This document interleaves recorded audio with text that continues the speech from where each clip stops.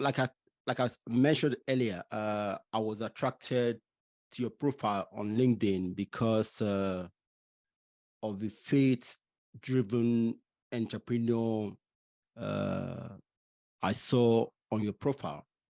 Now, I'm I'm very interested to know what you do in that space because, like I said, I wasn't one to think about building a career uh, driven by purpose before a few years ago. But now I have come to realize that is maybe the most fulfilling way to build a career, you know. So what do you do in this space? So being a faith-driven entrepreneur means that you understand the sole aim of purpose and fulfilling purpose. When you're explaining purpose, spiritually, it tends to take on a lot of, hits or a lot Mm, of angles. But this is basically how I picture it, that the creator of a thing decides that there's a purpose for it before it's being created, right? okay. So, for example, the creator of a microphone says, I want to be able to project my voice or to amplify my voice. And so he creates a microphone. So Okay. the microphone can come in and now decide, you know what, I'd like to be a bucket. I decide to just be a bucket. I decide to start to hold water. But you see, when the microphone starts to do that, even through to purpose. And so that's why being a faith-driven entrepreneur for me is understanding that the creator put us here for a reason. And then I am coming at the intersection between purpose, right? And driving economic prosperity from entrepreneurship. How do I bring solutions to people, right? Solutions that are sustainable. And sustainability means that being able to cater for now and tomorrow.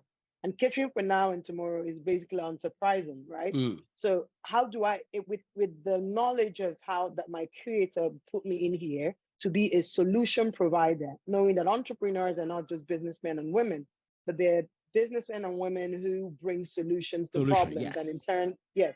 So as a person in faith, you are a solution provider.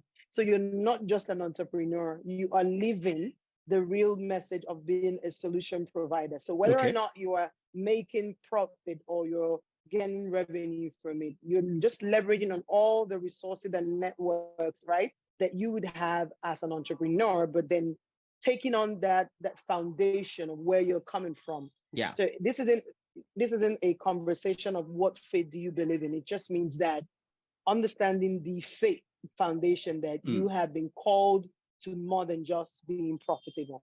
okay. Well, I'm not a a person of faith. Okay, I'm not religious. I once was, but now no.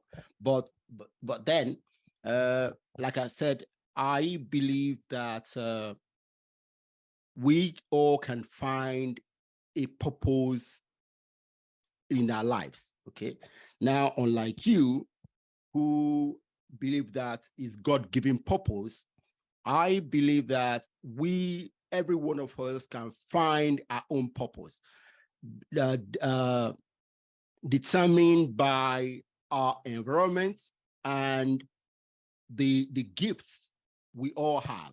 Okay, we have different gifts, so using your gifts and what your environment demand, you can find you can fashion a purpose for you. And doing being an entrepreneur, a solution provider in your environment, uh, when you use your gifts and find a purpose to deliver solution in your environment, it's very rewarding because you will see the fruits of your labor.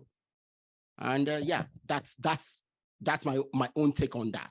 But I believe that more of us can use this strategy to find a fulfilling career that will be a more lasting career, you know? Yeah. So how what do you do?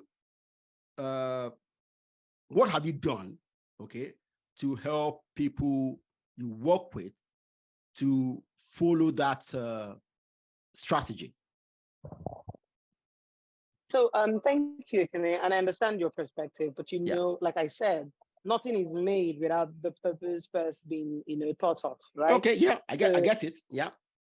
A pen a pen becomes a pen, and then the pen realizes that it's a pen, right? So imagine the pen saying, oh, I mean, I look like a pen, but I don't think that I was meant to write. I'd like to wait for my surroundings to know whether I'm supposed to be a door stopper. Like I said, a thing might serve other purposes, right? But the thing with serving in line with what you've been called for is that, Yeah.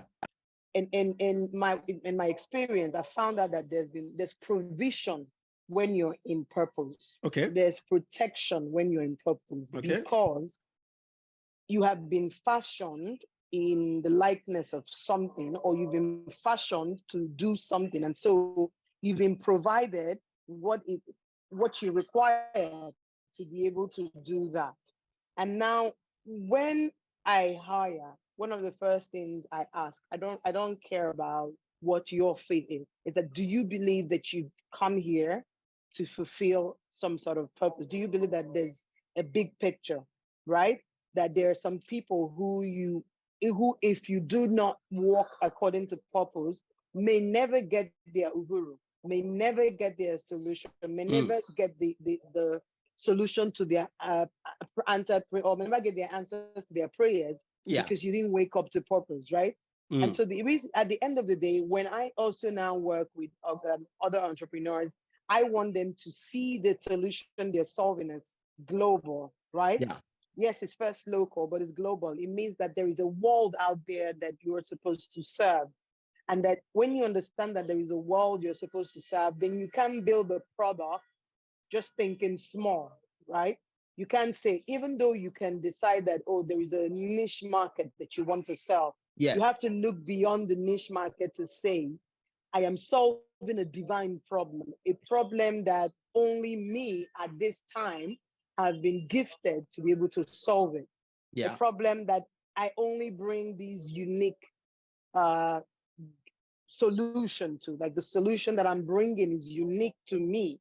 If another person were to try to bring a solution, yes, they might bring, but it might not be unique. For example, the guy who brought out the letter writing for communication, he did well at his time, but the guy who brought out email did better, right? The guy who's brought out is doing better. But so these are the unique ways that people have been called to purpose, right? And so when I'm working with entrepreneurs, I'm constantly trying to root them in the foundation that they're not just, solving a problem, just for profitability. They've been called to change lives through the unique solution or the unique perspective they bring to that problem statement that they're solving. And so at the end of the day, a Thrive Agri is not just helping provide access to farmers, right? Or helping to boost food security in Africa. They are providing sources of livelihood for farmers who would have otherwise, died of hunger or something.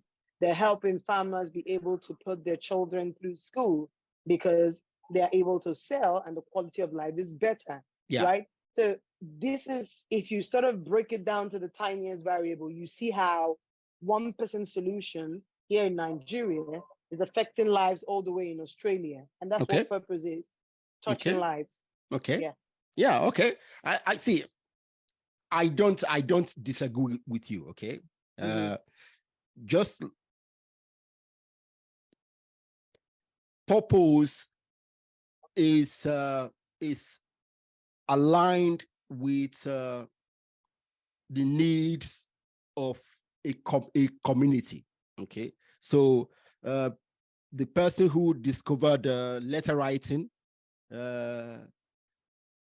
discovered that that letter writing solution as something that people of his time needed. In our time, we use the computers. So the person who made the email also did something that wasn't needed in his time. So it's the purpose anybody has at a time is determined by what the people need at that time. So it's we are in line. The only difference is that yours is God-given purpose. Mine is I believe that every one of us can find a purpose by ourselves, using the skills we have and the needs of our community. So yeah. Anyway,